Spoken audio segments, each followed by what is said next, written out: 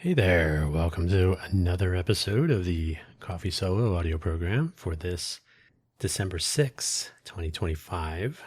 I'm recording this at 6:15 Pacific Standard Time here in Greater Vegas. That makes this episode 2025 at 12:06:01. Should have been recorded last night or very early this morning, but sleep was calling. The title I have selected, Parasocial Codependence. I did not write a summary. Maybe I'll write one at the end. The links, as usual, kofi.com/danhugo/posts. Unless you're finding this episode on kofi.com, then you don't need that link, so that's not there. The Coffee Solo home can be found on my personal homepage at danhugo.com. So will that page ever look nice? Yes, it will, as a matter of fact. Just not today. Profile page linking everything is always the buymeacoffee.com/danhugo profile page, which is a freeform, everything in the kitchen sink webpage. Nobody has to buy any coffee there, but I will say that it's been a while, I'm going to add another affiliate link. I'm drinking right now Major Dickinson's from Pete's Coffee. I think it was on Black Friday or Cyber Monday or whatever. And I got my, subscribe and save order last week.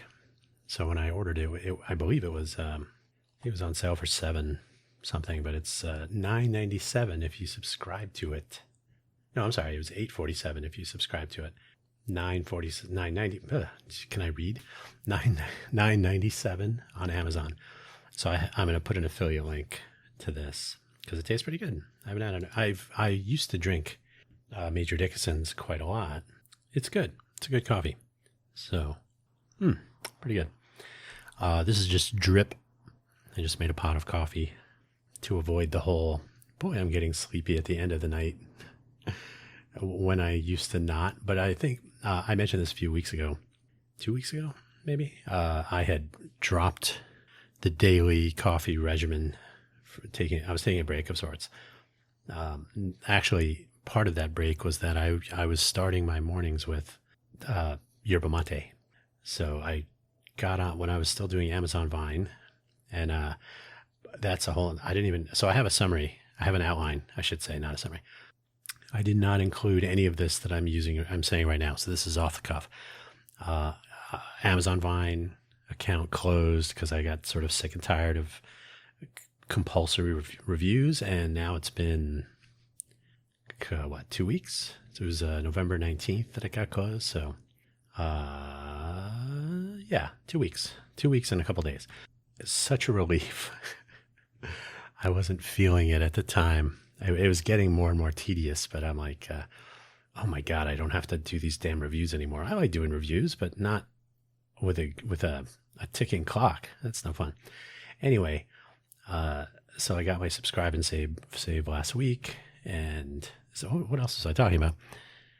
And it included another yerba mate that I had gotten the first time. The whole reason I started drinking yerba mate again was because I was writing a review of a bomba, and it's not a good bomba. It's an Amazon product. It's not top grade, but not an Amazon Basics, but just it's something I got on Amazon for free. So the bomba is steel with a wood grain sticker on the outside or something. So it's like, okay, it works. It's kind of big. So then I got another one that included a thermos, and it's probably about 3/4 the size of the first one, volume wise.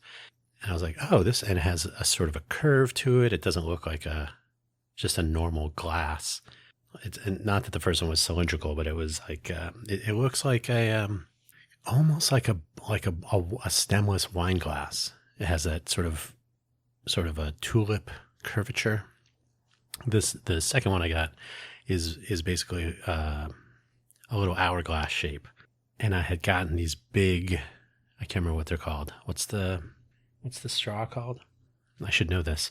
So I got these big ones because whenever you get anything that says yerba mate, you're going to get a metal straw of some sort, and it's going to be your basic, and it's going to kind of fit the bomba.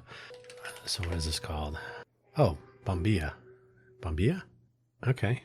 So bombilla. Or, oh, bomba. Oh, I'm sorry. So bomba is gourd. I'm sorry. I'm totally confusing the words. The gourd is the thing you put the tea in. Okay. It's all coming back to me now. So the bomba, the straw, I got some full-sized, pretty substantial bomba, the spoon style. And then I got the big gourd, which is like a tulip-shaped glass, but it's steel. And then I got the small hour-shaped gourd with a full-size bomba instead of the sort of shorter. Anyway, so all that said, I went with the first, the first recommendation of the yerba mate tea brand that I found online when I was trying to see how does this work? So I got the bomba and the gourd the first time, and I was like, oh, I should get some yerba mate tea and try this out for real. So the brand I got is called, now I got to pull this up because I didn't plan ahead, let me see it's called Rosamante. Yeah, Rosamante. And the reviews I read at the time when I was making the selection was that, oh, it's a little bit tough to get it right. It's a little bit challenging for a beginner, I guess you could say. And I was like, oh, may as well try with something tricky and try to make it work. So I discovered that you got to put the water at the right temperature. It's a little bit temperature sensitive as far as bitterness. I got another one called Cruz de Malta yerba mate tea. That one is completely not sensitive to temperature. Like, I didn't really find it to be too bitter or too flavorful, to be honest. And in the middle there, I got Playadito, which is not bad. Not bad. I would probably get that one again, but I think the Rosamante is the most challenging. So I got a kilogram of Rosamante. It arrived last week. So in the interim, it's not that I haven't been drinking any caffeine at all, but I basically went off my regimen, which had become start the day with a quick yerba mate, because I was like, okay, I've kind of developed a taste for this, and I put in a little Tarani, about maybe a full squirt, a full shot from the what do you call it? The like dispenser, the plunger style, not plunger. What is it? It's a little pump that goes in the bottles. Anyway, 2 pumps, is that what they call it at Starbucks? Of probably like caramel or hazelnut, so something that's not too wacky. So hazelnut works. Hazelnut works just fine. And that's really just to cut some of the bitterness. And then I put some stevia in there just to, I initially started with just stevia to see if that would help cut some of that, but no. But stevia is supposed to be pretty healthy in general anyway, so yeah. Probably go without it. I don't think it adds much to the flavor. And then I got the temperature right for the Rosamante, which is about 70 for me, about 72 Fahrenheit. I don't remember what it is. Wait, I'm sorry, not 72. I was going to say, wait, that's not right. 72 Celsius. Yeah, I have my kettle set to Celsius. 72 Celsius, which would be 270, 144, 130. I'm sorry, 200? Wait, this is what computers are for. I know it's 1.8 times the Celsius temperature plus 32, but 72 C, but I'm going the other direction, which is the problem. 162. So Fahrenheit. I found that if you go to 80 Celsius, 85, 82, somewhere in there, it gets a little bitter. So, okay. So I will now return to that regimen and see if I return to a level of sort of energy. I will say all through college, I was like most likely to be awake and everything, but I really did drink coffee all the time, coffee or tea.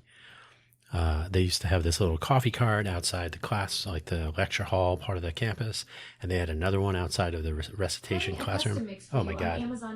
Computer, stop. Computer, only respond when I speak to you. Do not respond at all for the next 2 hours. Got it. You want me to stop responding?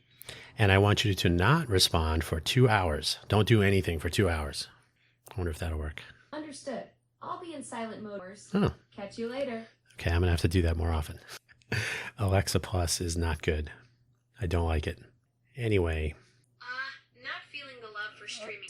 Okay. What's got you down about them? That's the other. Alexa, stop. I'm just recording all this so you get some of the level of frustration I have with these devices.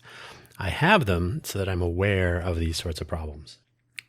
I think Amazon has not done a great job of improving their product over the years. Anyway, okay, enough about the coffee and the tea and the caffeine. That's not at all what I was going to focus on today. It's been a few days. It's been a few days indeed. So parasocial codependence. Hopefully you know what a parasocial relationship is. That's where you think that you and the person you watch on YouTube or TikTok, you and their friend, we're friends. I know that person. They probably know me, even though they're not following me, because they got to keep it on the low. But so, and then codependence is when there's an irrational dependence on that person. You involve too much of them in your life and so on. So parasocial codependence is when people are doing this online.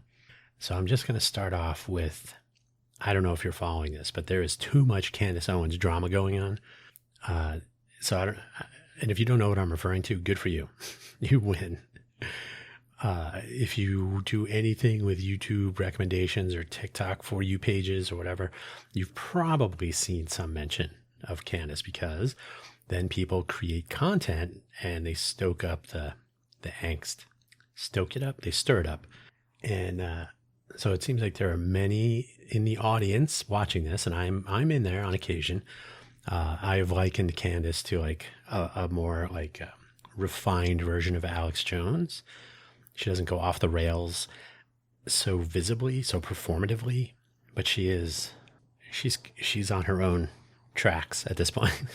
So, but on the other hand, she's also, hey, if somebody murdered your friend on TV or on a video and you could watch them being murdered, that probably would trigger some sort of a response. And if she is truly motivated by the, hey, they killed my friend and nobody's doing anything about it, and she wants to track stuff down, I can't really fault her for that. So not a total pass, but it's like, understandable. But a lot of people are they're turning it into the revenue stream generators for themselves. Revenue stream generators. Yeah. They're monetizing videos wherein they promote the turmoil. Everybody's doing this. That's in a certain part of the internet.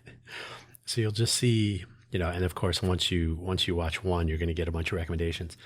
Oh, Candace this, and it's all a lie. And then they have creative thumbnails with accusatory arrows pointing at people. Liar. And she said, and then there's no evidence. And you're like, okay. So people, and then the arguments that people present when they're talking about this, truly codependent. The coffee's pretty good. So like there are people that are taking on this fight as if they're part of it. And I watch this now, not every day. To be honest, I usually flip on the Candace thing at 2 p.m. local time here in Vegas. So 2 p.m. the live stream, I'll flip it on and while I'm working.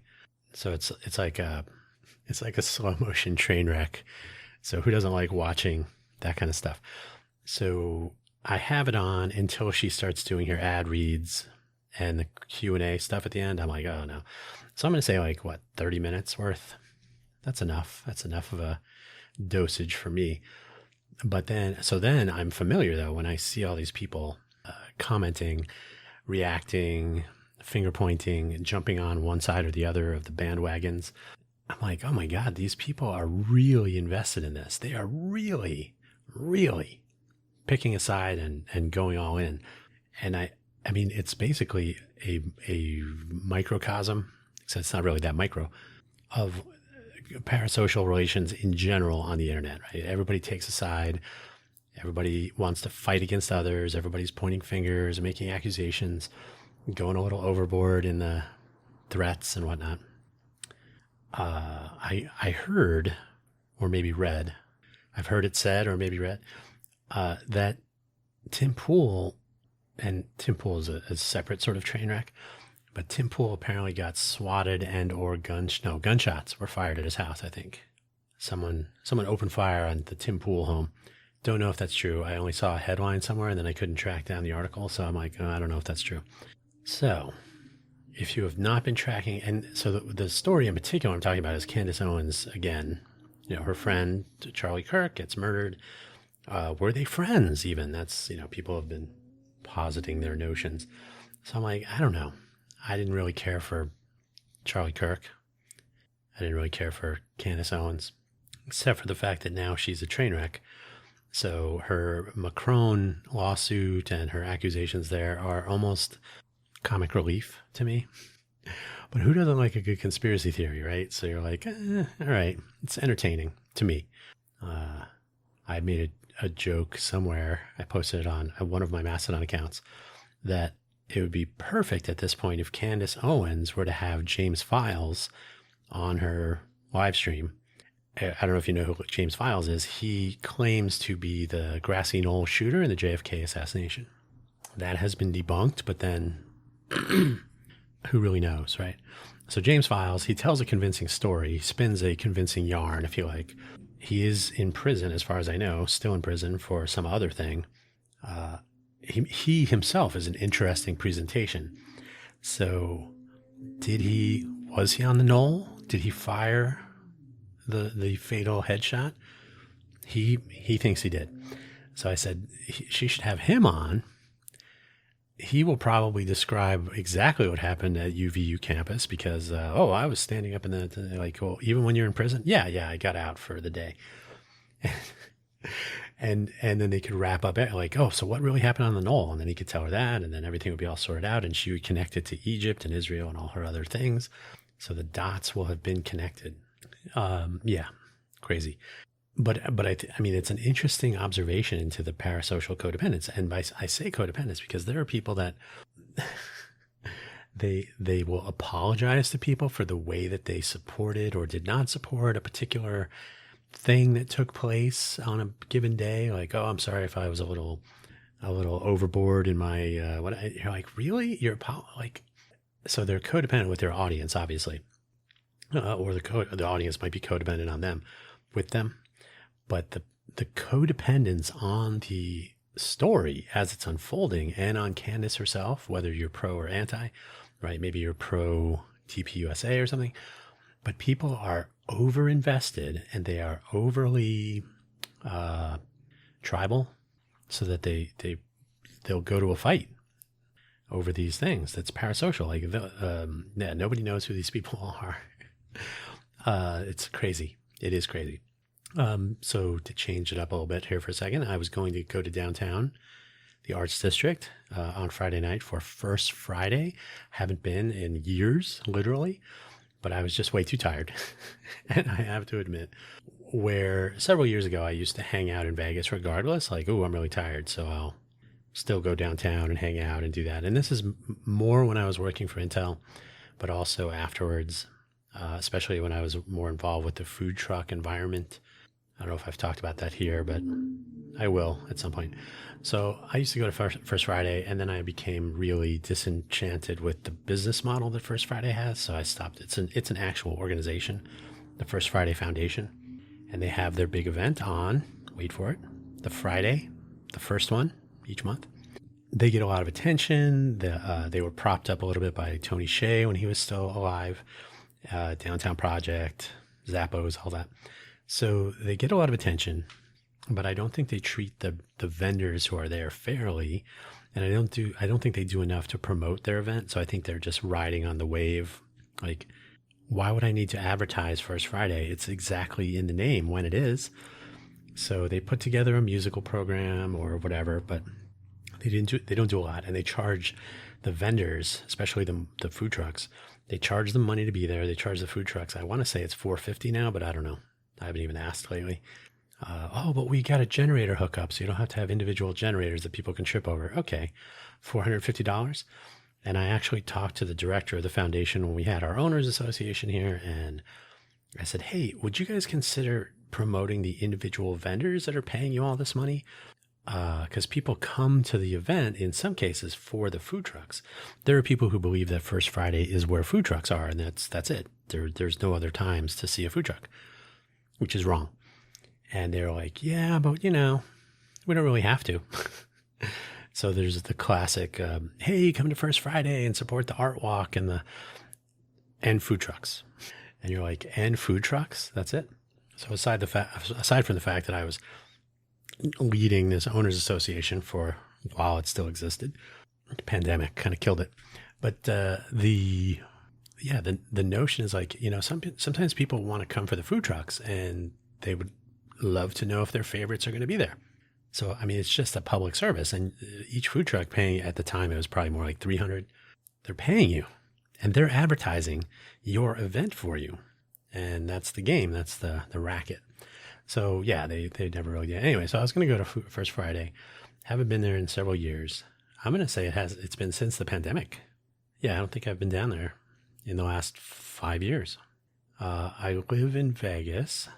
I don't know if I've mentioned that before. I should be enjoying more of Vegas. And so something as simple as I can jump on a bus, because parking downtown, this is the number one complaint for First Friday is parking. If you want to go to First Friday, parking is a nightmare and it's expensive and no fun. And then the other consideration is the crowd versus the value, because food trucks, go figure, they got to recoup some of that $450. And even the non-artisanal booths. So if you're a food booth or tent, I think they give the art, if you're doing art projects, they give you a break. But I think the tents are like $75, and it's probably gone up since then. So they got to recoup that cost. So and the prices of food truck food are already a little high because of the nature of the business. So, it's too expensive. Yeah, I can see that. But I should be enjoying more of Vegas, and I should return. I think that, I have to take that first step. I have to wade into the water and then remember how cool it is, and that there's no sharks. There might be sharks here. Who knows? Sand sharks. But so I might go next month. I don't know. I should go see the Bellagio Conservatory before they change it over for New Year's. I should go downtown and just see what's going on, especially since it's so dead lately. No crowds to worry about.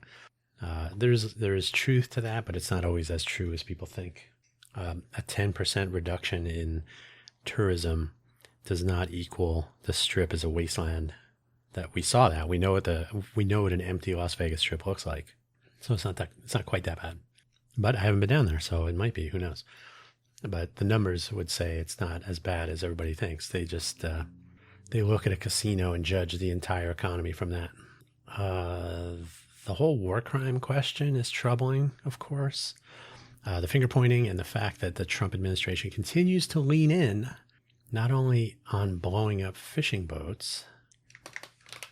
A little typo. Not only on blowing up. No, they're leaning in not only on blowing up fishing boats. And as I'm recording this, I believe there was another one either yesterday or the day before. So in the midst of all this controversy, so the admiral in question, I don't have his name handy, was testifying in Congress on Thursday. That would have been the 4th. And then there was like, oh, and by the way, we blew up another boat. So I don't know if that was Thursday night or Friday morning, but it was right in there with all that reporting. So they're leaning into this. And I don't know if they're fishing boats. They might be more or less than fishing boats. The U.S. Coast Guard usually stops these boats. That's another little reveal that came out this week, is that the United States Coast Guard stopped hundreds, a couple hundred boats. And these are the ones that it stopped. So presumably the Coast Guard does not stop 100% of all boats approaching the border, the coast. But of the couple of hundred that they stopped, 41% were not breaking the law. They weren't carrying contraband, whatever. I don't think it went into any more detail than that. So 59% were, but it's 59% of the craft that it deemed worthy of being boarded or otherwise stopped and inspected. So it's hard to say what percentage of the overall traffic approaching our borders, what that actually looks like. But the take home This whole thing is just crazy. It's sort of like the Candace Owens universe. This one has almost as much parasocial codependence going on, though with significantly more dire consequences, of course. But there are people that are 100% like, we got to stop these drugs from coming in the country. And other people are like, yeah, but we got to stop killing people for no reason. Like, the rule of law should apply somewhere. I talked about this a little bit in FFS for certainty. There are people that see something on the internet, and this kind of goes back to, and then this is my next point I'm going to make. They see something on the internet and they take a side immediately, even though what they see on the internet may be completely incomplete. Completely incomplete. Is that a thing? So I commented on Thursday for certainty, FFS talk. This guy, Ryan Macbeth, you can love him or hate him, whatever, but he made a very compelling case for not deciding. Like, people have been asking me, is this a war crime? And he's like, well, it's more complicated than that. Step one, are we seeing the entire situation? We've seen one video clip and everybody's making their decision based on that. We have people that are telling you things. Those people don't know. They've seen the same video you have. So he's like, the first thing is we don't know what happened. We don't know the entire story. So it's certainly worth, what's going on here? Asking questions, yes. But he's like, we don't know. We don't know nearly enough to make any of these determinations. So if anybody's telling you it was a war crime or this and that, you should be doubting them. And then he went through, what the war, in a wartime situation, what it would be versus the maritime law and just classic ethics and morals. Like, one of the reasons the United States doesn't want people killing unarmed soldiers or unarmed civilians, of course, but soldiers on the battlefield who have been disabled, tank blown up, jumping out of a plane, parachute, maybe kind of worked, or maybe they're just hit on the battlefield.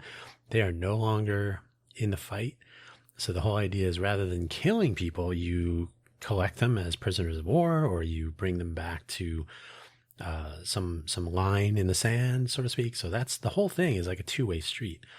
So most of the people that are, I've seen some vets, some former and maybe even active duty military, creating content on the internet.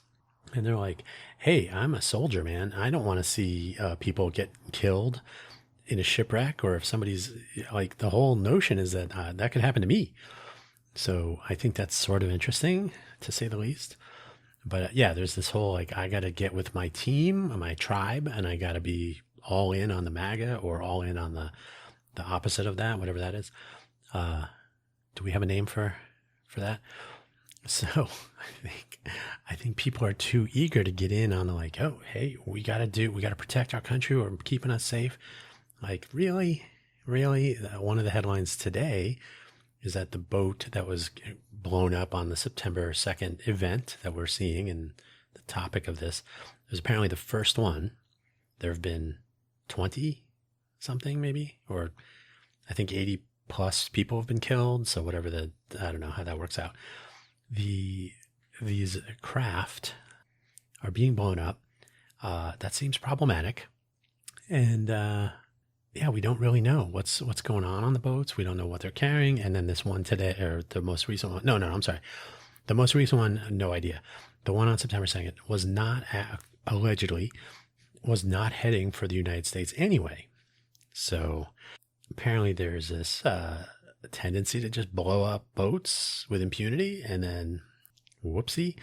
And then one of the questions that's been raised is, how come another time there were survivors, they were picked up and returned to their country of origin rather than just being blown up? So then the question is, did somebody do something wrong? Anyway, so that the big point to take home is that this is a giant can of worms about how the United States behaves on the global stage, about how we're behaving in a big giant air quotes wartime situation, which this arguably is not. But some people will say it is, because that's what their side is saying. So I think it's kind of crazy, and it's not quite as parasocial, but it's certainly a codependency on political party, which I think is problematic. Yeah. Political party or ideology or whatever it is. And then, yeah, so what I'm seeing with Charlie Kirk, the Charlie Kirk murder scenario, and the Candace Owens situations in general, though less so with her accusations towards the Macrons in France. I think people are just kind of letting her talk on that one. But the Charlie Kirk murder, this potential, crime of some sort, or certainly ethical conundrum, people are seeing a fraction of the evidence. And you could argue that Ryan, what's his name? Is it Ryan? No, what's his name? Robinson? No, what's the guy who's accused and has been arrested for the Charlie Kirk murder? Tyler Robinson, is that his name? Like, people see snippets of video, they don't, they expect, like, why are you not publishing all of the video? Why are you not doing, why are you not sharing the entire story? There's a cover up. It's it's an active investigation, and or there's a court case coming out. So there's the whole discovery process. But there's this like entitlement, like, you got to share everything or it's a cover up. Like, well, eventually, what is his name? I want to get his name because I should know this. I should also be able to type, and I'm now, I've mistyped the word suspect 20 times. They don't refer to him. Oh, Tyler Robinson. Yeah, okay. So yeah, it's very bizarre to me. And strangely, Charlie Kirk murder, you're withholding evidence. Bombing of the first boat on September 2nd. We've seen enough. We know this is a war crime. So there's this very weird discontinuity, or inconsistency at least, between what people are willing to accept as sufficient evidence and then how they justify seeing only what they've seen, and the suspicions that arise, the conspiracy theories, and so on. Evidence and transparency are the new Facebook friend for this era. Like, they kind of mean whatever you want. And I think connecting the dots has become a monetizable adventure in the world of content creation. And no matter, like, where are you getting this from? Oh, I just, I inferred it. I saw a video last week, and I'm finally getting around to creating some of my own monetizable content. And then you're like, yeah, but everything you're talking about was debunked or has been corrected or has evolved with additional information. So and I've talked about this on FFS Talk. There's a huge issue, if you like, I think it is, where people are choosing to amplify different things at different times without actually keeping track, because it's not your full-time job. You don't have production staff. You're not keeping track of the new developments that come along. So you're like, oh, I saw this on YouTube yesterday, or I saw a TikTok 2 days ago. I'm going to create content about this in my reaction, or I'm going to express my view, or I'm going to shake my fist. Like, yeah, but all of the things that were said yesterday or 2 days ago, since then, more information has come out that has now sort of corrected those things, and that the timeliness will become less critical, as time and distance pass from the actual event. September 10th, famously easy to remember now, when Charlie Kirk was murdered. But other days, September 2nd, what happened? And then if it's September 2nd, 2026, it will have been a year.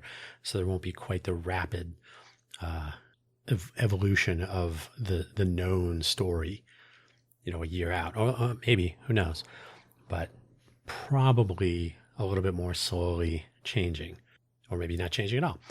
But yeah, I'm seeing an intense desire to create content as quickly as possible without much regard for accuracy or keeping up with a changing timeline. And then, of course, they're changing it because it's a conspiracy. Well, sometimes the way I describe it is, if you ask someone what time it is and they tell you, and then 10 seconds later you say it's the time that person told me, they're like, well, actually it's 10 seconds later now. Oh, there you go, changing. It's a conspiracy, right? So you have to sort of factor in the possibility of additional information becoming available, additional awareness, new evidence, new eyewitnesses being uncovered. And we've only just begun on this bombing, the pipe bomb case. That's going to be ridiculous. I don't even know what to say about that. After 5 years of laying low, they pick up this guy. What's his name? It's Junior. Pipe bomb suspect. Brian J. Cole Jr., Woodbridge, Virginia, was arrested. Apparently he admitted to doing it, and is disappointed in the 2020 election results, thought the election was stolen, is a big Trump supporter. Of course, all the political violence is on the left or something. But then so after 5 years, he just went, yep, I did it. It was me. That seems very bizarre to me. Don't know. So let's go on a total tangent because I've had enough of this for the moment. So has anyone seen or heard Michael Wolff? I'm not going to say reporter, certainly author of books. Have you ever heard this guy talk to someone else in any form of conversation? I don't know if it's a stammer that would be chalked up to something like a stutter, like if he's got some sort of a thing. I don't know. Or if he simply has an impossible and tedious time getting his thoughts out through his mouth instead of a typewriter. But I've noticed more and more whenever there is an online conversation in the two boxes model, or next to each other but not in the same room, where the other person steps on a point that one of them is making multiple times in a conversation. And this happens a lot with him because he's having such a hard time getting his idea out that the other person will say, they'll either try to complete his thought or give him a little hint, or they'll want to complete what they're saying, but he will step on they step on each other. It's ridiculous. And it gets frustrating because you're like, I wanted to hear what that person was going to say, but then they change their train of thought because I learned this recently. You basically have like a 30-second window in your shortest of short-term memory. So if you're mid-thought and you don't have something you're reading, which is why I write stuff down so that I don't forget what the point I'm trying to make. I do anyway, but it's an attempt. So I prepare like an outline script and then I fill it in with random thoughts here and there. But if you interrupt yourself, which I do frequently, or if you interrupt someone else, if they're in the middle of they're about to express some notion that just came to them, you're mid-conversation, and they're like, oh, that reminds me. And then you step on that. You're like, oh, but I'm going to complete my thought. But you left an opening for me to express something that just came to mind. Then that thought gets stepped on, that train of thought, and then they don't come back to it because it's out of mind. I see that so often that I think it's becoming painful to me. And I honestly think it happens more. This is purely anecdotal. It happens more when there's one man and one woman speaking, and I'm using those terms as simplistic a way as possible. So I'm assigning those identities based on the way that they identify, apparently, but I don't know. Just go with it. So I don't have any statistics on this, but anecdotally, I see it a lot. And so in the case of Michael Wolff, it's when he's on the Daily Beast, with her name's Joanna something. She's a British person. I think she's living in America, so she's got an accent. And I'm not going to say she's like soft-spoken, but she does defer to him more, I think. And it just happened the last time I saw them, yesterday or today. She's like, oh, and it was during this time when, and then Michael Wolff cuts her off, and then they don't get back to that. And I was like, when what? And what Michael Wolff had to say was mostly, so I really want to reach into the screen and smack him. Like, dude, shh, let her finish. But I'm not saying it doesn't happen I think it happens less with larger groups of people, unless you're watching a Piers Morgan show, then it happens 100% of the time. But in general, I think as the number of people grows beyond two, I think people are a little bit more cautious because it's too easy to start just derail an entire conversation by stepping on each other. But I think one-on-one conversations I think people have to just let someone express their ideas more often. Video should make that easier. Now, I've been told, and I had an audio when we do audio interviews on some of my programs, which has been a while. Sure, you're going to interrupt each other because you have no visual cue.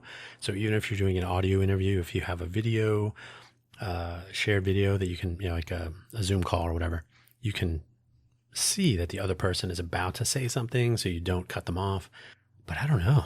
This is really I think it reduces the value of conversation. And again, with Michael Wolff in particular, I think what he has to say is interesting. You have to take, yeah, I have a salt shaker right here ready to go, but he's a pain. And then some people are extremely vitriolic towards him, like he's not a real reporter and he's got ethical issues and stuff. And that's probably all true. I'm still curious. He's a data point to me, but if he's gonna screw up the other data points, I'm like, it's kind of annoying. Anyway, although I have seen, I think the way to do this measurement, it doesn't happen too often, but it happens often enough that it can be done, where you take two people who are normally, like if there's a show, like Michael Wolff and Joanna, whatever, on the Daily Beast, they have I think twice a week, they do a thing, virtual, mostly virtual, but occasionally they're in the same room.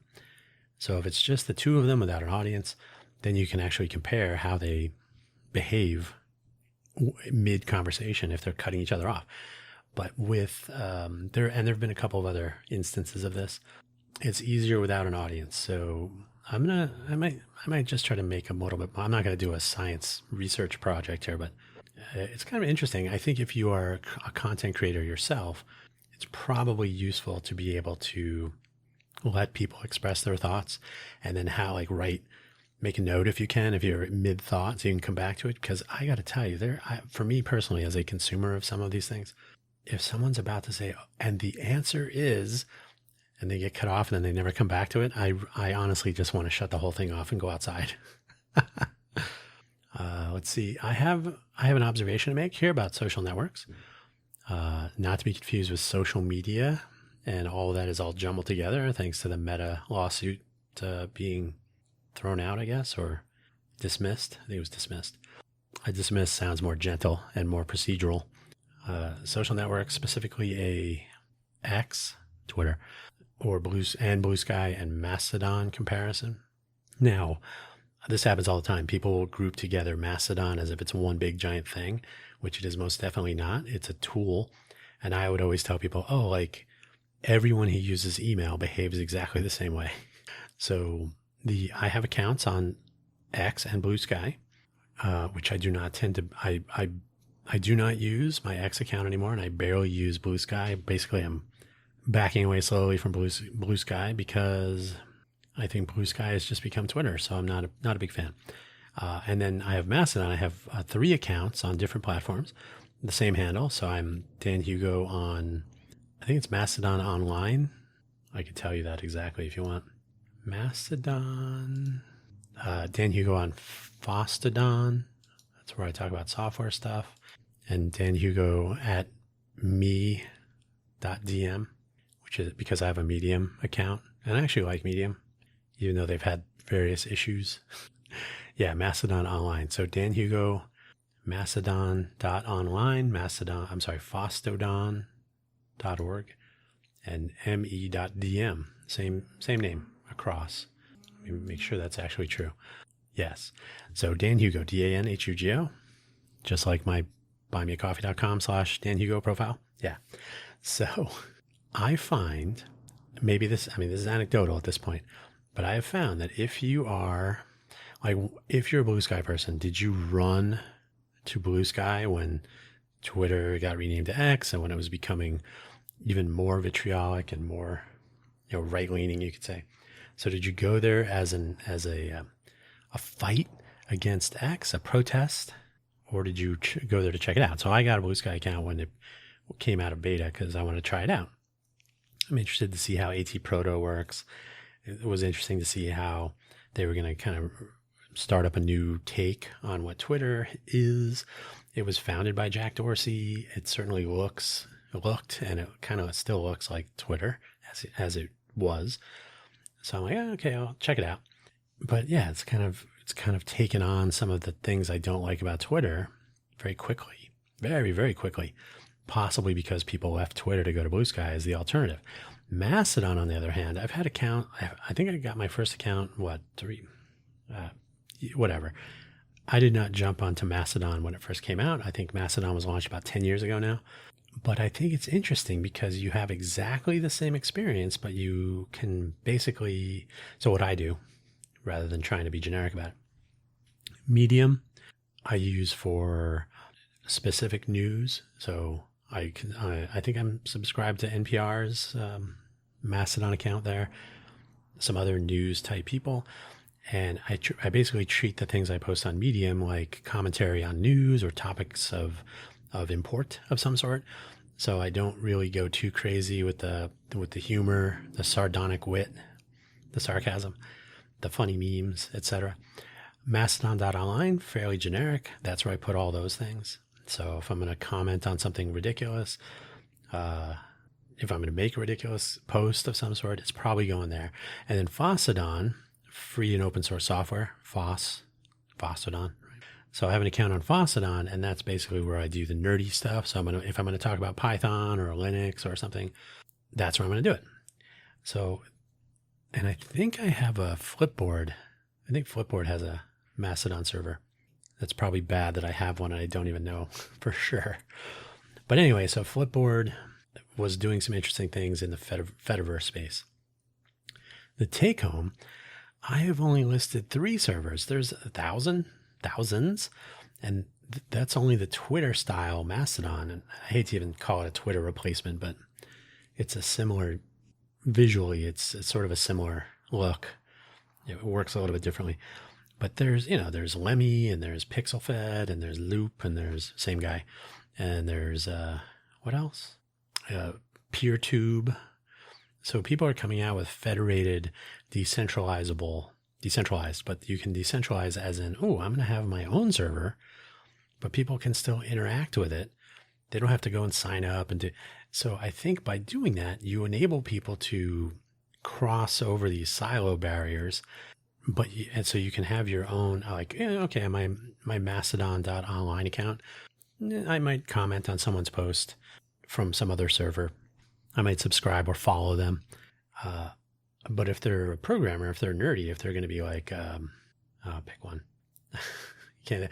Sean Heimel, I'm going to follow him from my Fossadon account because he does online technology stuff. I met him in person many times through my maker innovator journey with Intel. So he does very nerdy posts about dirty things. So I'm going to follow him there. And am I like draconian and, I'm only going to post nerdy stuff? No, but it's going to skew that way heavily.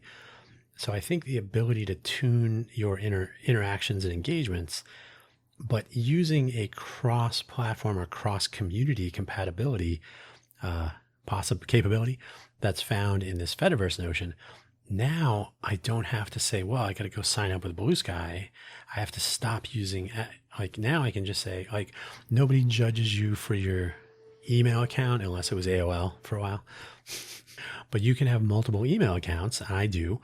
So if you want to talk to me about our nonprofit charity, innovation events and interactions and so on, Hugo at innovateforvegas.org. If you want to talk to me about our local economy and our entrepreneurial innovation ecosystem and our initiative 2026 coming up for 2026, Hugo at cafegenius.org. So I think if you treat these platforms as you would a work and a home email address, or, I have different projects and each one has an email domain. It helps you keep the conversation separate. It also sets expectations, perhaps, right? Like, hey, I'm contacting you about your charity. Oh, you're sending it to my personal email. Why don't you send it to this? That does a couple of things. It helps you partition your conversations. It helps set expectations. And your emails are now kind of physically grouped from a document retention perspective. So if you sent me something to my personal email, it's not part of our business records for posterity, right? So, everything that we needed to know about this is in my personal email. And now that I left the project or I left the entity, whatever it is, those are not part of your records. They're part of mine. And so I just think it's a good habit in general from a business perspective, from a personal organization, setting expectations and so on. I think the same really can be said of social networking. And if you believe, as I do, in the notion of federation and decentralization, hey, I can host my own server. You could, maybe I would have a Mastodon.danhugo or something. I could do it, .danhugo.com, which I do not, but I could.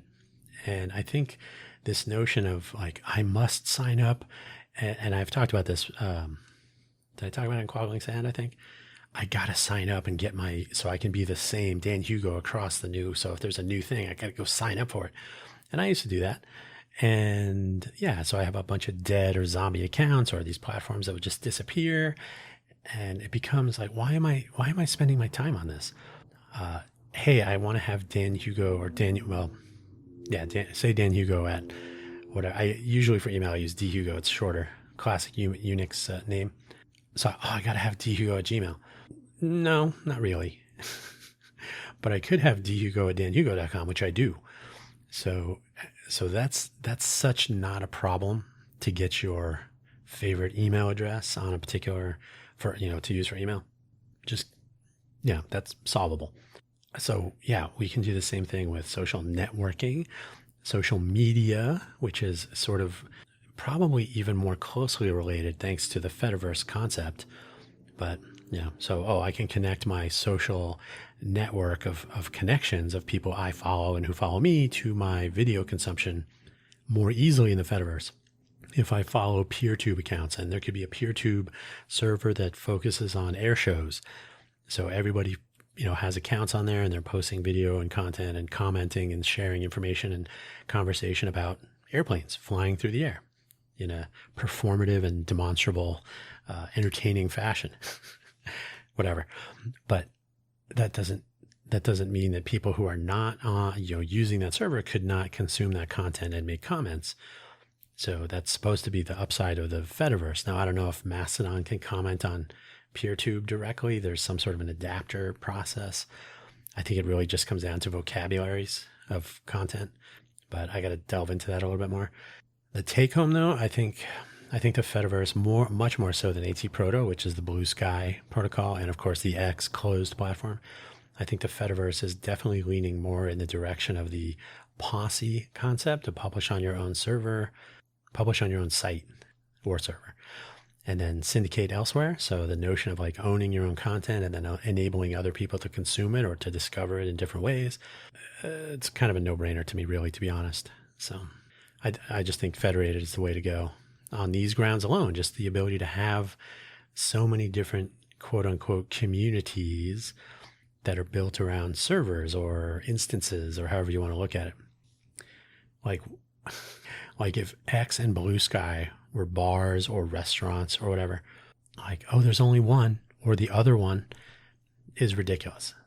So anyone who finds Mastodon too complicated, which is one of the reasons people, it's too complicated, I don't understand it. Like, do you always go to the same restaurant or do you visit other places?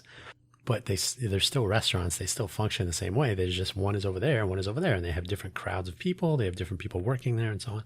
So I don't understand how it's difficult to grasp. But So one of the experiments we're going to do on behalf of Greater Vegas is the Innovate for Vegas Foundation is going to be driving, sort of stealthily driving right now, the notion of city scale, activity pub, Fediverse oriented information sharing. And that's the MuniBets project and the Welcome Project initiatives. So yeah, I'm curious to see how this will go. And there will be a Mastodon server, but other applications, maybe some that are familiar, maybe a PeerTube server, but also some things that maybe new, some room for, wait for it, innovation, which is supposed to be the big thing here in Vegas, from what they tell me. All right, I've been talking for like an hour now, so I think that's probably enough. I didn't know if I was going to go 20 minutes. My coffee is still warm, not hot, so I can change that. In the meantime, yeah, I got to add that Major Dickinson's very good. I'm actually, it's been years since I've had this coffee. And it was literally on sale, and I'm like, coffee prices have been up a little bit, so I think it's a 10-ounce bag, smaller than I would like. Yeah, 10.5 ounces. I would like to see why can't you do 16 ounces? Or some, metric. The 2.2, I buy a 2.2 pound or 1 kilogram bag of Lavazza, what is it? Espresso Gran Crema? The Gran Crema one, which is universally accepted as their best coffee. That is a great value. So I get that a lot. But I get some other coffees to mix it up a little bit. So yeah, I haven't had this one in a while. Pretty good. Pretty happy with it. So I'll add that to to the thing. And yes, I have to improve my websites. And yes, that is on my to-do list. But yes, so is everything else. And I got nobody jumping in. I've already talked about the Civic Volunteer Winter.